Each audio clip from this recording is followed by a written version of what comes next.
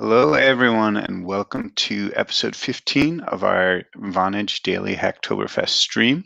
My name is Zach Walchuk. I'm a developer educator at Vonage, and today I'm going to be looking at a couple of the PRs we've had that are notable from Hacktoberfest, look at some of the cool contributions we're getting, and then I'm also going to share some of the issues that we still have out there that would be good for you if you would like to contribute some more. We have some issues that are still open that have a lot of room for people to work on.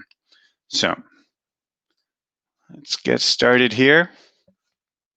The first thing I want to do is kind of just remind everyone that if you are looking for something to work on, you can check out our website at developer.nexmo.com/Hacktoberfest.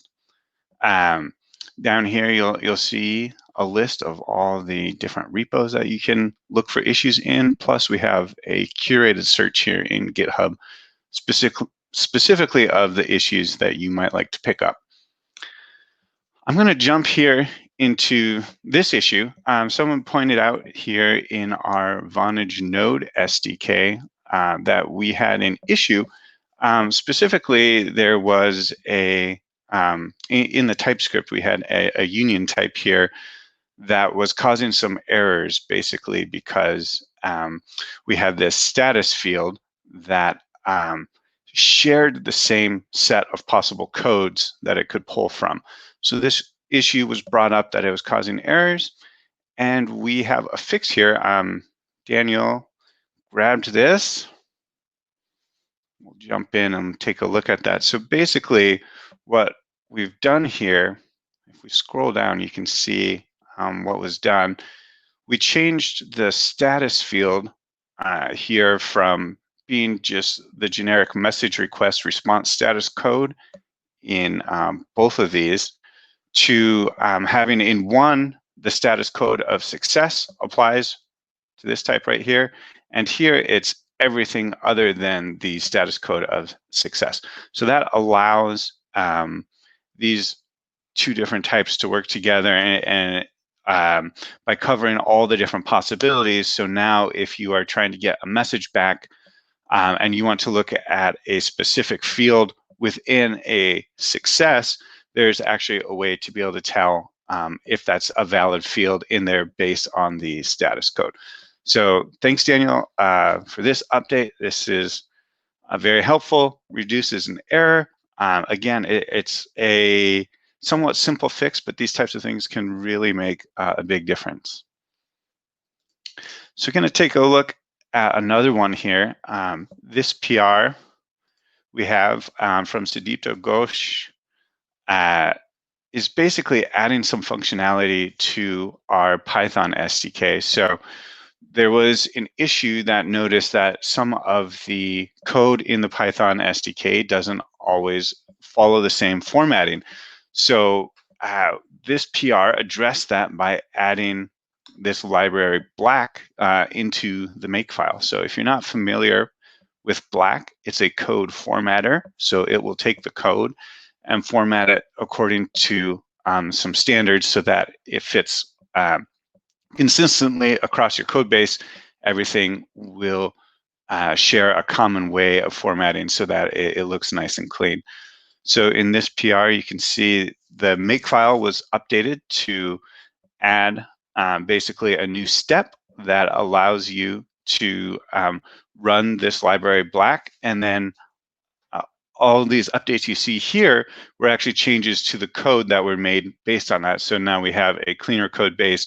And not only, this is not just a one-time thing, because this is part of the make file, this will make sure that the code is updated every time as needed. So again, great contribution. So now I'm going to jump into some of the open issues that we still have. There have been a lot of great PRs coming in. We are still reviewing many of them, making sure that we understand how they fit into our code base. But you'll see there are still plenty of opportunities if you are, in the slightly more than a week left we have in October, if you're looking to get involved. The first one is this epic, which actually consists of a number of different issues. about creating a Spring Boot starter app. So this one is looking at an existing starter application that was written in Kotlin.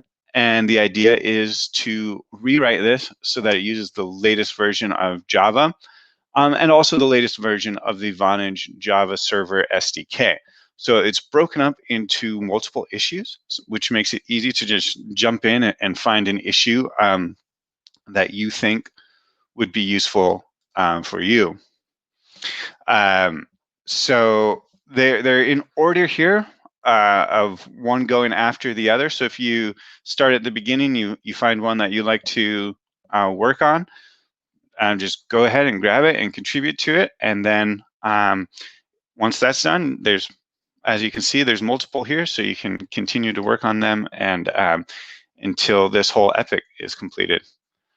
Another great opportunity here, this is an opportunity to update the docs, our developer documentation. The description here kind of points to not necessarily an issue we see with our documentation, but an opportunity within our documentation. I'm going to open this up here. We talk about how to use, for instance, the SMS API, and we list a number of different tutorials that can help you, for a specific language, figure out how to use the SMS API. Now, some of these tutorials, like this one here, for Java, are actually based on a blog post. And what this issue is saying is there's an opportunity for you to take these blog posts, check them to make sure that for that particular language and that particular API, everything is accurate and up to date, and then put them in a standard format that we see more in our documentation. If you spend any time looking at kind of developer content and our blog or any other blog and docs, you'll notice there are some differences sometimes between the type of stuff you might see on a blog and the types of things you might see in the docs. So this is an opportunity to take some of these blog posts and bring them into the docs, into the standard format that's used for our docs. So I'm going to see here if I can actually find an example. So this is an example of what the tutorial might look like formatted in the way that our docs have as their standard format. So here, instead of the blog format where it's all one long list of text, we have multiple steps that are broken up, and they're a standardized set of steps. So if you're interested in this, this can be done in pretty much any language that you are comfortable with by going in and looking at this repo here, Nexmo Developer, finding one of these tutorials that links to a blog, and then taking that blog, making sure everything is still accurate and updated, and moving it into the standard format for our documentation. So those are the only ones that I'm going to cover today. But again, if you go to our Vonage website here, the developer.nexmo.com Hacktoberfest, you can pick up all these issues. You can look at what issues are still open. There's lots to contribute to. We've really appreciated all the contributions we've had so far. It's been a great Hacktoberfest for us. We've enjoyed all of the community engagement. And if you're looking to get even more involved, next Tuesday is our last Hacktoberfest Tuesday. So these are a great opportunity to come and do some work with other people in our kind of remote in person, if you will. We have a remote platform where you can work with other people. We'll have some presentations and some demos from projects that people have worked on.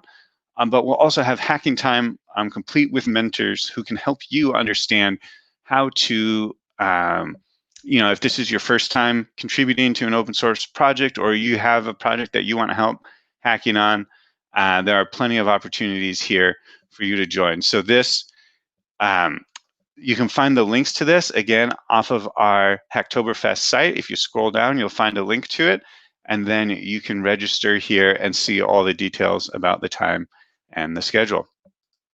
Uh, that's it for me today. Keep up the good work, everyone. We're really enjoying it, and hope you have a great Hacktoberfest.